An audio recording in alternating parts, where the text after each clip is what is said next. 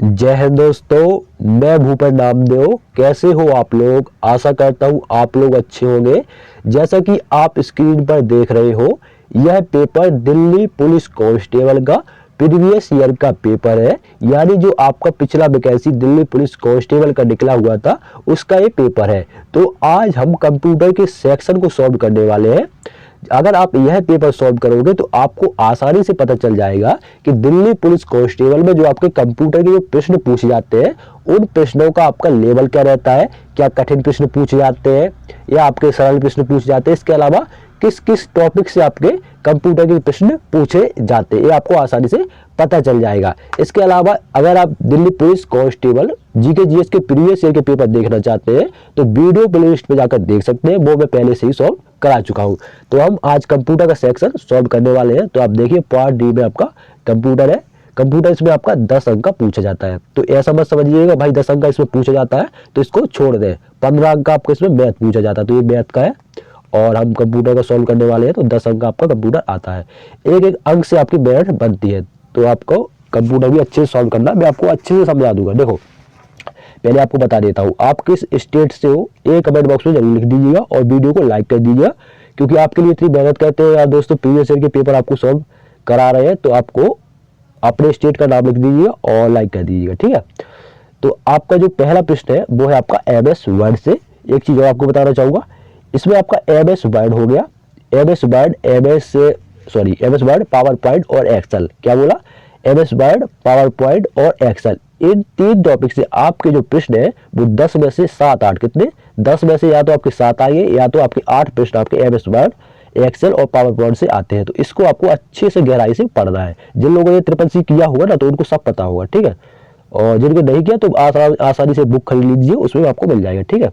और पहला प्रश्न है आपका, देरी न करते हुए, एमएस वर्ड 2007 के निम्नलिखित फीचर्स में कौन सा फीचर सिलेक्ट किए गए शब्द के समान अर्थ वाले अन्य शब्दों का सुझाव देता है? तो कौन सा फीचर है?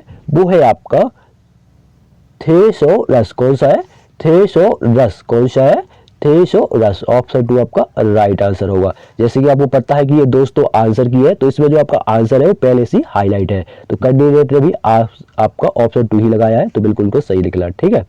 ये देखिए, अगला प्रश्न है, ई बैंकिंग सेवाओं के संदर्भ में आईएमपीएस का पूर्ण रूप क्या है? तो आईएमपीएस का आपसे फुल फॉर्म पूछा गया है, तो इसका फुल फॉर्म होता है इमीडिएट पेमेंट सर्विस। क्या होता है? Immediate payment service. ऑप्शन 4 आपका राइट आंसर है। तो आप देख लीजिए, आपके यहाँ से प्रश्न पूछे जा रहे हैं। अगला प्रश्न देखो, एक्सेल से है, इसको आप यहाँ ट्रांसलेट कर लीजिएगा, थोड़ा हम इंग्लिश में कमजोर है।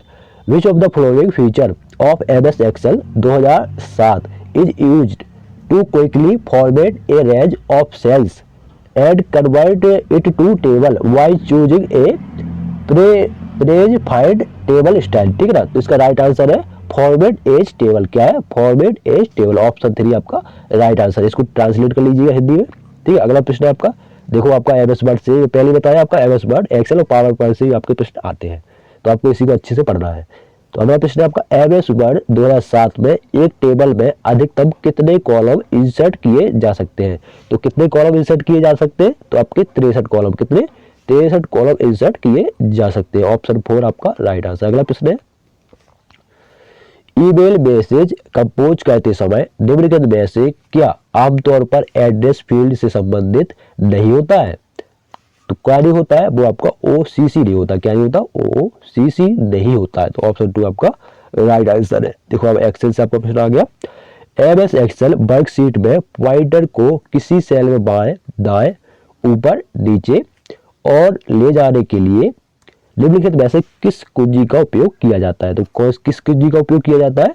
तो वो आपका एरो कुंजी। कौन सी कुंजी रहती है?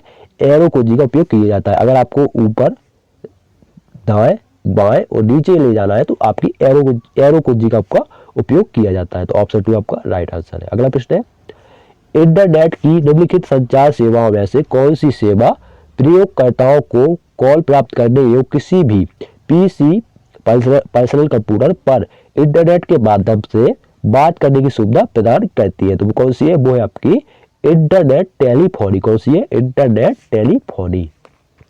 तो आप देख सकते हैं आपके इस टॉपिक से आपके प्रश्न पूछे जा रहे हैं।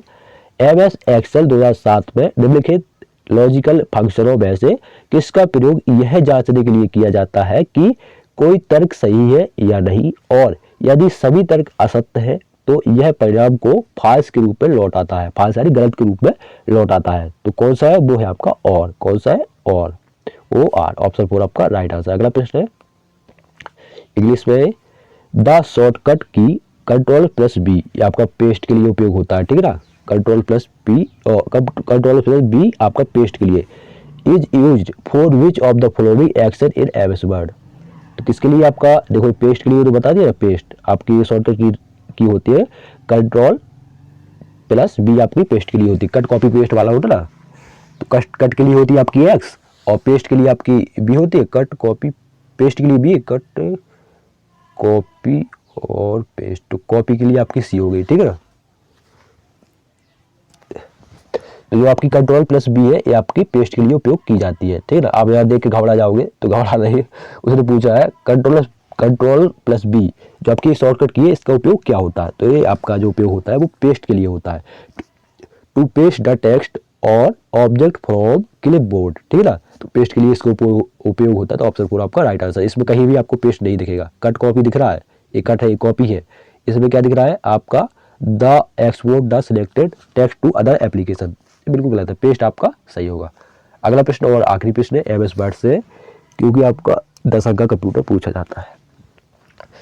अगला प्रश्न है MS वर्ड 2007 में होम टैब के विकल्पों में से कौन सा विकल्प किसी सिलेक्ट की गई सामग्री में सभी प्रकार की फॉर्मेटिंग को हटाने के लिए प्रयोग किया जाता है, जिसके बाद केवल समान टेक्स्ट शेष बचते हैं। तो कौन सा है, वो है आपका क्लियर फॉर्मेटिंग। तो आपने मोबाइल पे देखा होगा क्लियर का ऑप्शन आता है जब आपकी मेमोरी भर जाती है ना, ठीक वही है आपका क्लियर फॉर्मेटिंग। तो ऑप्शन 3 आपका राइट आंसर होगा। तो ये थे आपके कंप्यूटर के 10 प्रश्न। वीडियो कैसा लगा कमेंट बॉक्स से जरूर बताएं, और आपको आसानी से पता चल गया कि भाई यहाँ से आपके कंप्यूटर के प्रश्न बन रहे हैं, तो आपको उसी टॉपिक को अच्छे से कवर करना है, ठीक है। MS वर्ड, पावर पॉइंट और एक्सेल, इन 3 टॉपिक को आपको गहराई से पढ़ना है। बाकी आपका कंप्यूटर का थोड़ा बहुत जीके GS पढ़ लीजिएगा, ठीक है दोस्तों। मिलते हैं किसी नेक्स्ट वीडियो में, तब तक के लिए जय हिंद जय भारत।